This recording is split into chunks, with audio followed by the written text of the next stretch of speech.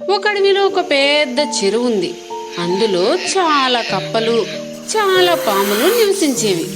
ఒకసారి ఒక కప్ప పాము దగ్గరకు వచ్చి, ఓయ్ పాము, నువ్వు నాతో స్నేహం చేస్తావా అని అడిగింది. నీతో స్నేహం చేయడం వలన నాకొచ్చే లాభం ఏంటి? అన్నది పాము. నా బెకబెక నీకు నేర్పిస్తాను. నీ బుస్సు నేను నేర్చుకుంటాను. అలా నేర్చుకోవడం వలన మన ఇద్దరికి వచ్చే లాభం ఏంటి? కళ్ళున్నాడు ముందు మాత్రమే చూస్తాడు, దిమాగున్నాడు దునియా మొత్తం చూస్తాడని ఓ సామెత ఉంది. నేను దిమాగ్తో ఆలోచించి ఓ విషయం చెప్తాను విను. నీవు కపల బెకబెకమని అరిచావనుకో, ఎవడో ఫ్రెండ్ పిలుస్తున్నాడు అనుకుని నీ చుట్టూ బోలెడు కప్పలు చేరతాయి. నీకు నచ్చిన కప్పను పట్టుకుని లటుక్కన నోట్లో వేసేసుకోవచ్చు.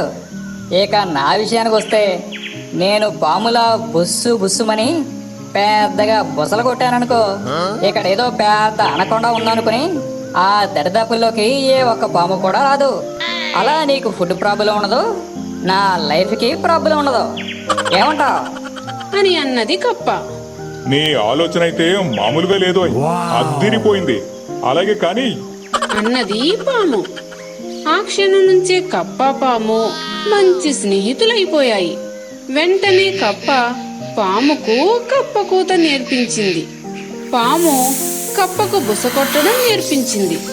ఆ తరువాత నుండి పాము నీటిలోకి వెళ్లి కప్ప కూత కూస్తే చుట్టుపక్కల బోలెడు కప్పలు దాని దగ్గరకు వచ్చేవి.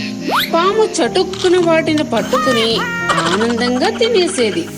అలాగే కప్ప నీళ్ళలో పెద్దగా బుసగొడుతుంటే ఆ శబ్దం విని దాని దగ్గరకు పాములు వచ్చేవి కాదు. దాంతో కప్ప ఏ భయం లేకుండా ఉండేది. ఇలా కొంతకాలం బాగానే కొనసాగింది. కాలక్రమేణా పాము చేసే పని కప్పలకు తెలిసిపోయింది. ఆ దుష్టపాము మన కోతను నేర్చుకుని మన మిత్రులను చాలా మందిని తినేసింది. ఇక ఇప్పటికైనా మనం జాగ్రత్త పడకపోతే ఎవ్వరం మిగలం. ఆ కూత విని ఎవ్వరూ వెళ్ళవద్దు అని నిర్ణయించుకున్నాయి. ఆనాటి నుండి పాము ఎంత అరిచినా దాని దగ్గరకు ఒక్క కప్ప కూడా వెళ్లేది కాదు. పాము తినడానికి ఏమీ దొరకక చిక్కి క్షీణించుకుపోయింది. చాలా కాలం తర్వాత కప్ప తన స్నేహితుడైన పాము దగ్గరకు వచ్చింది. ఓయ్ పాము మిత్రమా, ఎలా ఉన్నావేంటి? నీ బుస్సు నేర్చుకున్నప్పటి నుంచి నాకు మంచి సేఫ్టీ దొరికిందో. పైగా ఏ బాధ భయం లేకుండా తింటున్నానేమో, ఎంత లావైపోయినో చూసావా అంటూ పడి పడి నవ్వసాగింది. అసలే ఆకలి బాధ తట్టుకోలేక ఆ పాము విపరీతమైన కోపం మీద ఉందేమో మరో ఆలోచన లేకుండా తన స్నేహితుడని కూడా చూడకుండా ఆ కప్పను తినేసింది.